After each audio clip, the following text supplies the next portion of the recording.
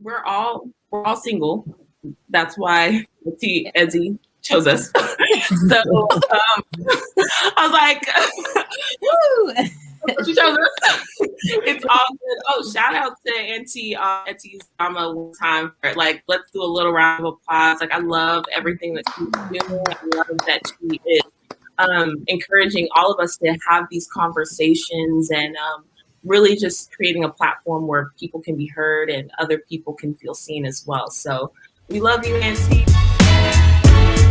As well. So we love you, Auntie. Whew. All right. Hello, everyone. This is an episode of Being Your Best While Waiting for God's Best. As you can see, we have a lovely array of women here. We're going to have great conversation. We're going to answer questions. And we're going to have a good time. So let's get to it. How about Ezinne? Can you introduce yourself? Just go in a row. Yeah. Good evening, ladies. My name is Ezinne. I am 28, going on 29 in a couple of months. I currently live in St. Louis, Missouri. And one special thing about me, actually, that people tend to be surprised to learn is that I speak Korean. So. Oh. Okay. Where did that come from? Did you just have an interest in it? Did you learn it at school? Or? Yeah, I had an interest, and I learned it in university, but I also got my master's degree in South Korea in Korean studies. So I do speak. Okay, I like that. All right. I was gonna say something, but I won't embarrass myself. Yeah, don't. Well, konnichiwa. I was gonna say that. I was like, let me not embarrass myself. Okay. Hey, my name is Uche, and I am 30 years old. I'm from Dallas, but I live in Houston.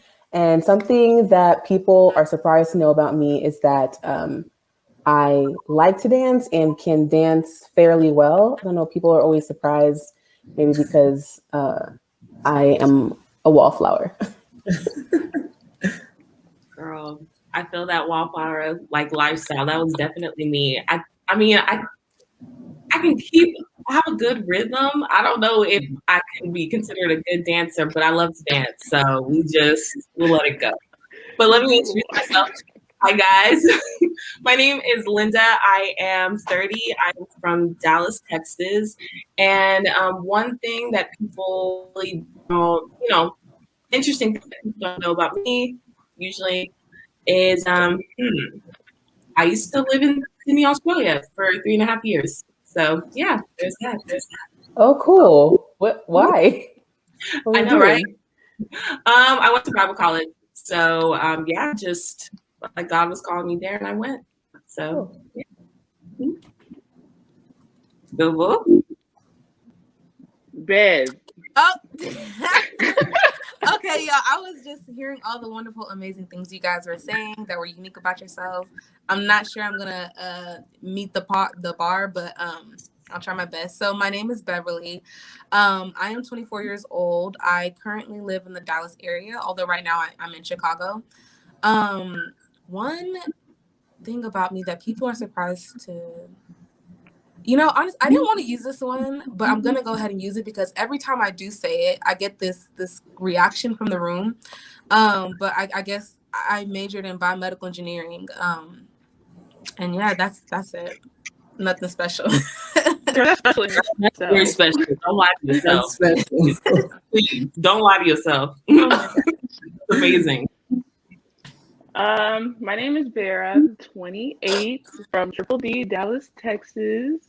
One thing it's actually kind of weird because an interesting thing about me, whether or not you're sitting next to me or we're like talking like this, I'm 6 feet tall.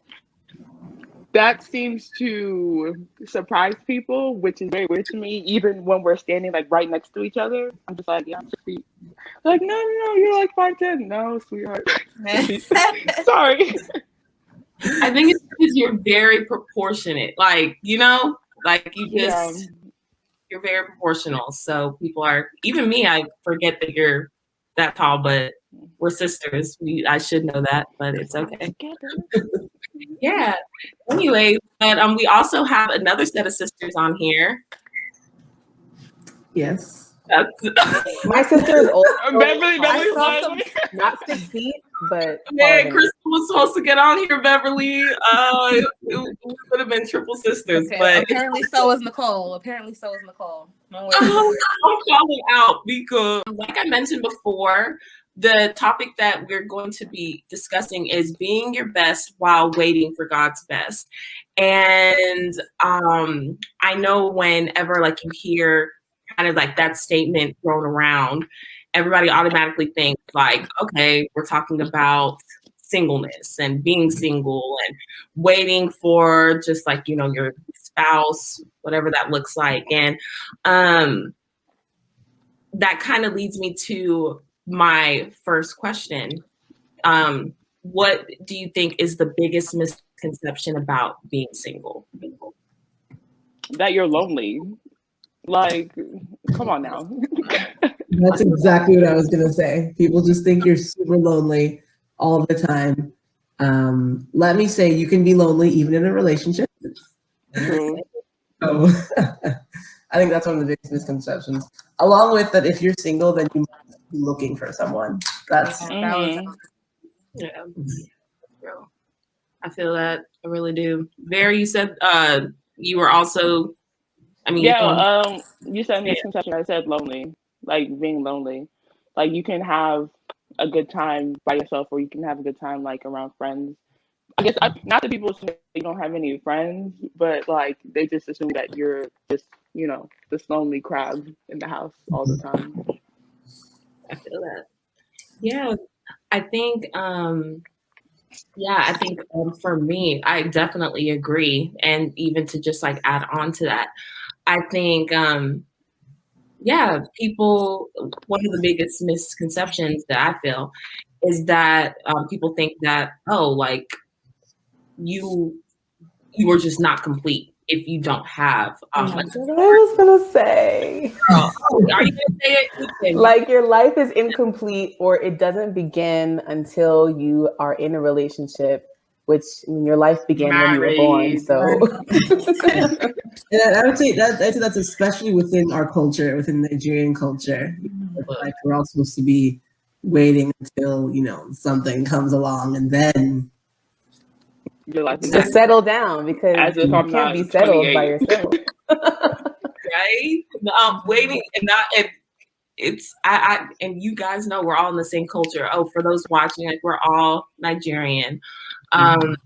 Yeah, I think especially just like as I feel like women, like we kind of get a bit more of the pressure than, you know, as opposed to the guys, because I feel like once you hit 24, Beverly, I don't know about your experience. I'm not feeling it yet, but it's coming. Okay, I just have others before me that like can take the fall. But I was gonna ask that, although I haven't hit the range where I'm feeling that extreme pressure from my parents, I think one of the biggest misconceptions is that you're not happy, or that it's not possible to be happy being single. Like, excuse me, I enjoy myself. You know, like, come on, I want more of this. Exactly that. And I feel like, especially just like within our culture, a lot of, you know, aunties, uncles, even parents are just like looking at you like, wow. So you're at this age. Wow. You're just not married. You must be miserable. Like, what is going on? Like, do we need to have a chat? Like, are you even asking God for? And like, it's just something must be wrong with you. Something must be wrong with you if you haven't found, or if you're not praying correctly. Right, you're not praying correctly, you're not looking correctly, like you're just hiding your face, and it's just no, like, you know, we got standards here, but that's another talk for another day. But yeah, I think it's quite interesting. I feel like we, you know, as women, like we do kind of feel that pressure a bit more. Beverly, you said that you haven't really, because you have like all these sisters ahead of you, so they're feeling the heat. But I kind of want to just like open the floor just to, like, let's kind of expand on that. Like, Uche, Ezinne, Vera, like, what's that experience like for you? Just, are you feeling the heat? Are you feeling pressure? Well, you're my sister, so you know we're feeling the heat. So we are feeling it. As soon as you turn 23, it's like no. As soon as you turn 23, you're like, okay, so you graduated. Like, where's your husband now? What? You told me to focus on my studies. Like, what? It's like, no, let's keep that same energy because we weren't allowed. We couldn't look at guys. We couldn't talk about it. Like, did any of y'all get a sex talk? Is this anti? This is another talk for another day. No, that didn't happen. I feel like we just thrown in the wild. It's just like, oh, just close your eyes. Let's not talk. Let's not. Oh, you got get done with school. Okay, so where he at? Yeah.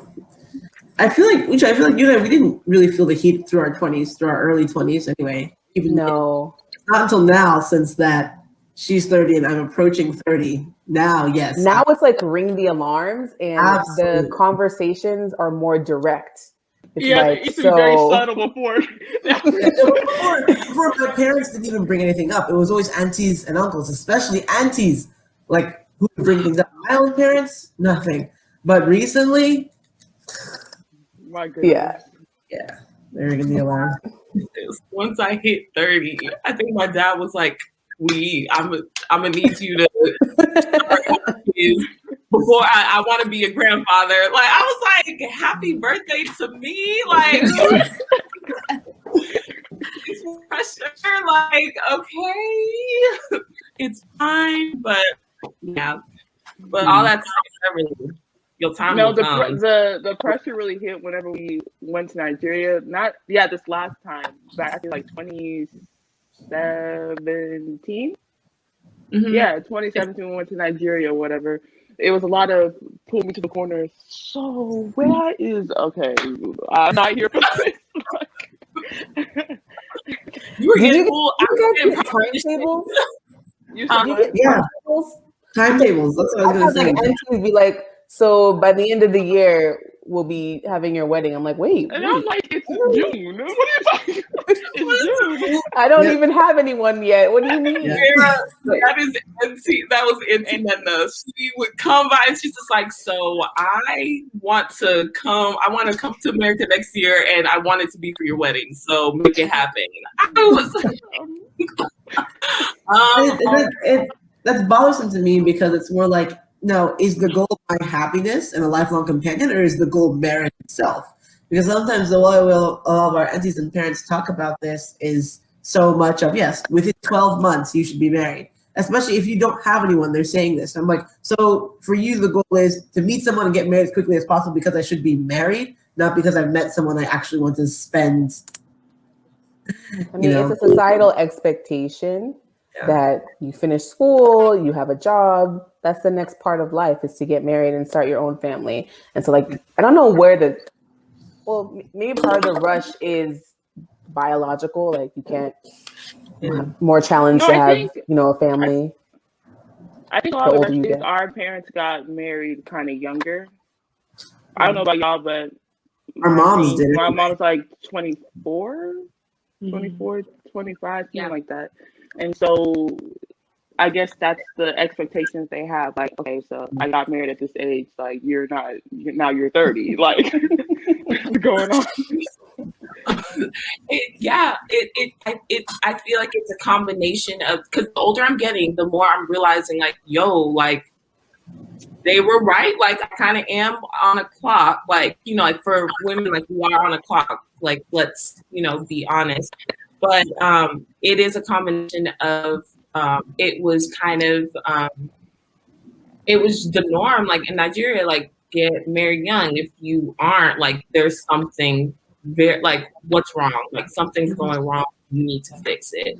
So I, as much as like, Ezinne, I agree. Like, there is definitely a part of me that's like, so y'all women are y'all even worried about my just happiness?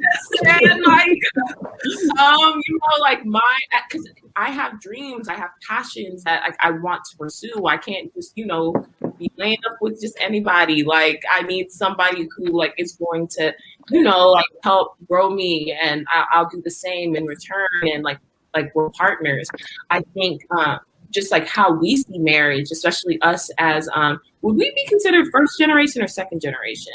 I always say first.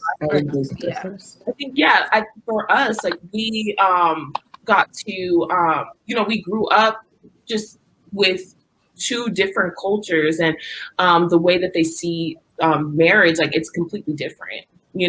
So I feel like, and I'm not saying that one is better than the other. It's just I think like we kind of get like this wide scope of just the positive and negatives of one culture and the positives and negatives of like the other one. Because one thing about Western culture that they have definitely, I feel like, is a flaw, and is a reason why the divorce rates are so high, is that they stress it's stressed that, oh, let's marry for love will keep us going, da da da da da. I think one thing that at least like I feel like our parents have really understood is just like love, like that, the feelings of love and all that happiness. Like there will be seasons where there's there, and there's seasons that it's not there. Like at the end of the day, when it comes to marriage, it is a decision. At the end of the day, it is a choice, and we work through it, like through all the ups and downs. And that's one thing I really do respect about how the Nigerian culture just approaches marriage. But get a little vulnerable. The question is, what would you say has been your biggest struggle in this season of singleness? I know it's kind of a deep question, so I'll start off. Because why not? I think, I turned 30 on the 22nd of January, and as much as I love getting older. I feel like we just grow in wisdom. I'm just knowing myself like so much more. I'm just chasing after my dreams. Like I love it. But I feel like there's always kind of that weight of the expectation of, I do desire to get married. And the older I get, the more I kind of, I feel the, societal pressure. I feel the biological pressures as well. And even though, we mentioned about like everybody gets lonely.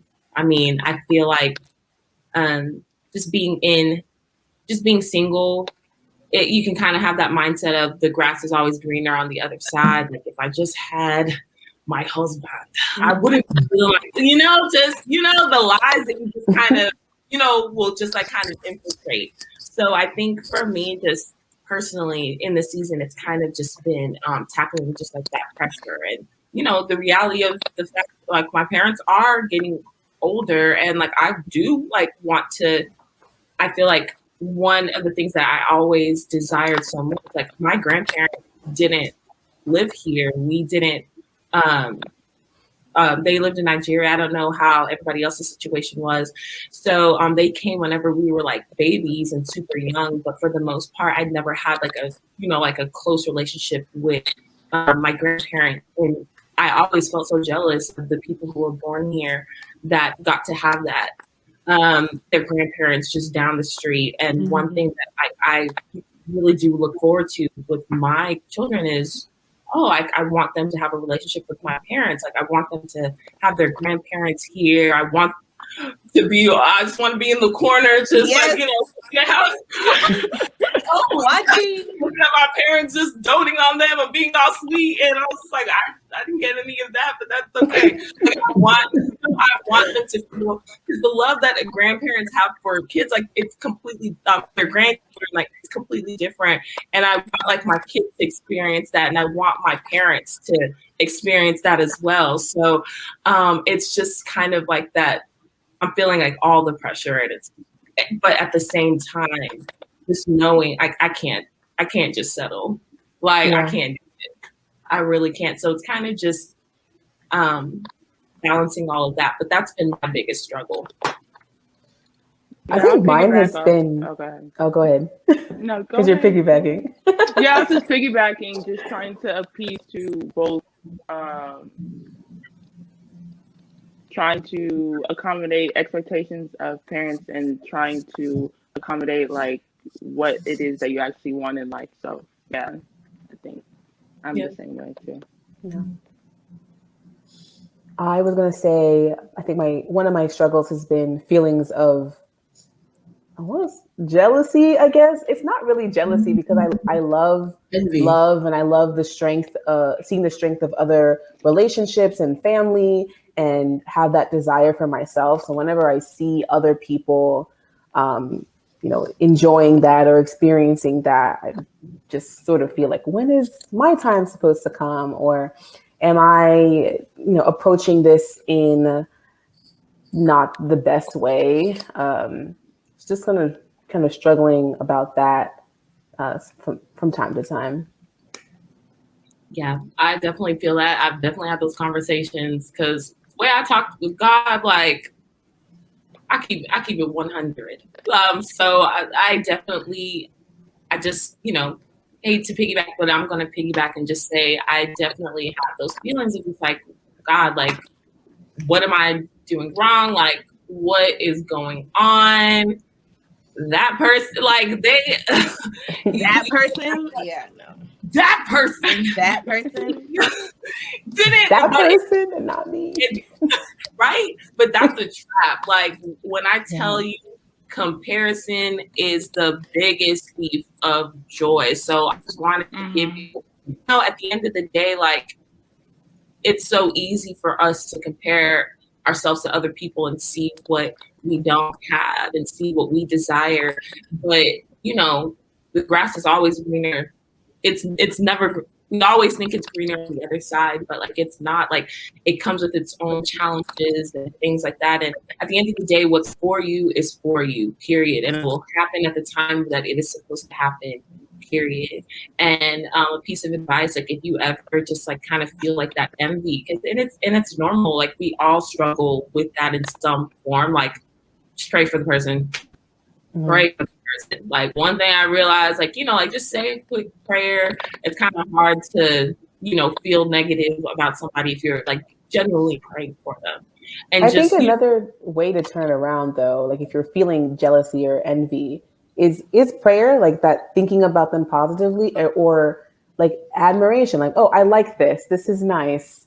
Not that I'm, upset and I need to take what they have. Like, I like this. This is nice to see. I would like it for myself. Yeah. There's so much, love and joy to go around. And like you said, your time will come.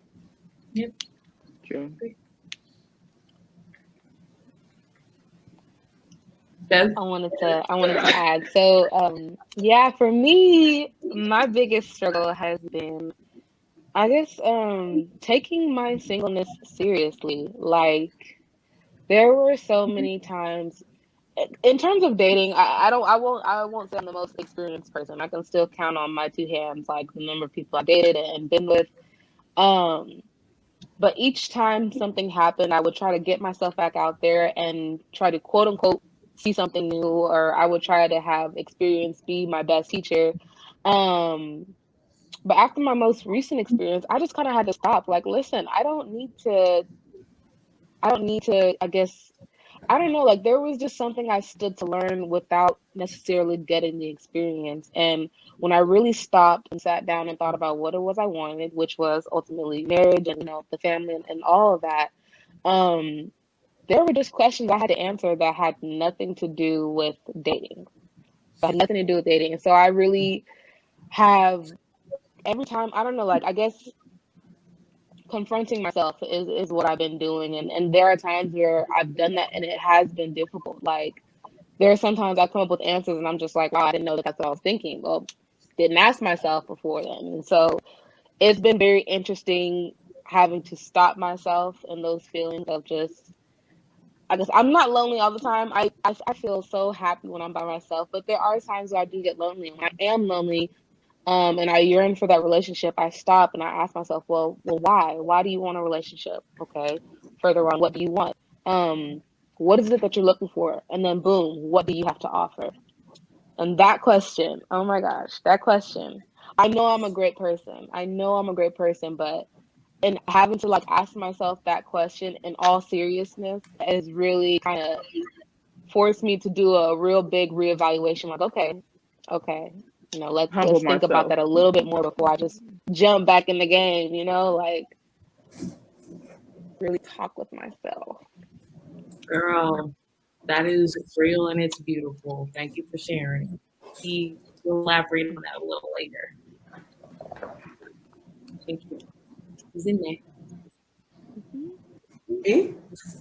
Me? No, I thought I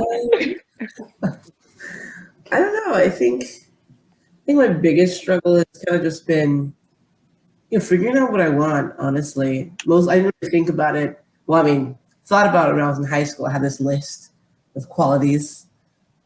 There were some outrageous things on there that I would laugh at today, but some of them are still valid. But really, I didn't think too seriously about it, going through my 20s in college. But now that, I'll be 30 next year and my parents are ringing the alarm as loud as possible, it does, make me realize I need to take it more seriously in terms of like, what exactly would you want, if it were to come to fruition?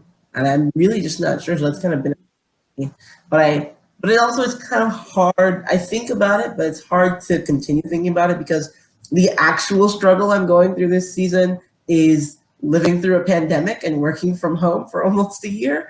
And and we talked about loneliness earlier, but this to me is loneliness. Can't even socialize, with friends. And, so like it's back and forth. That's a struggle in terms of relationships, dating, and being single, but it's still kind of overshadowed by I've been struggling with focusing, and like there's so many different things in my life I want to take care of. So although I'm trying to figure out what it is I want, that's kind of taken the back burner to like just trying to be my best me, trying to improve my life, take advantage of this more flexible work from home schedule to work on the kind of person I want to be as I move into my next decade of life. Yeah. already did.